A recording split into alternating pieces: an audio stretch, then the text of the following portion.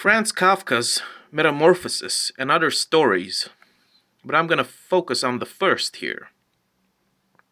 Now, this is another Romanian edition that you can just hold in your hands. This is a handheld book. It's pretty sweet. Now, Vladimir Nabokov said that this is the second best prose of the 20th century. And I'm like, I don't know if that's true. I mean, it's an interesting little macabre little story here, right? But the second best, what's the first? What's the first masterpiece of prose of the 20th century? If this is the second best, what's the first? I mean, James Joyce, Ulysses? I don't know about that. And I don't know about this. But it is a fascinating tale.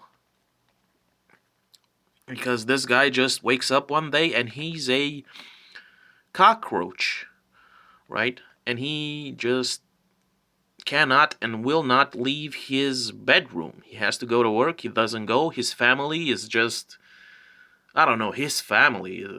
It's a bunch of imbeciles, really. Because like they keep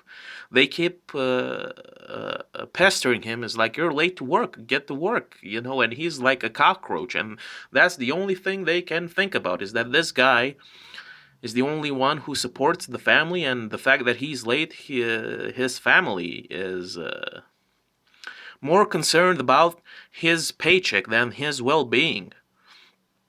And he's a cockroach now. And this is a sort of metaphor or symbolism for how people have been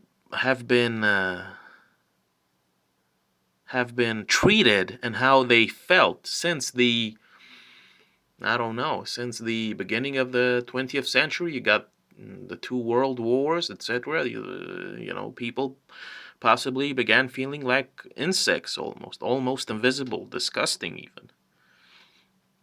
Right? But is this a masterpiece? I haven't read a lot of Kafka, right? Some praise him to the heavens, and I haven't read that much to make such a claim that he is one of the best. But definitely, the Metamorphosis is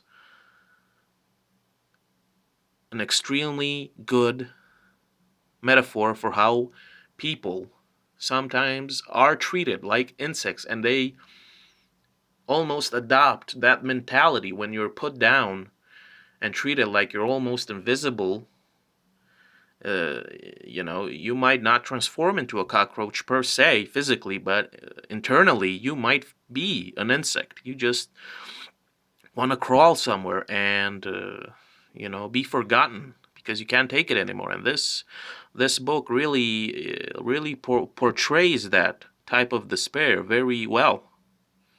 I recommend it. This is phenomenal. But is it the second best work of prose of the 20th century, like Nabokov says? I don't know. I can't support that statement. But either way, you should read it. Stop simping, read more books.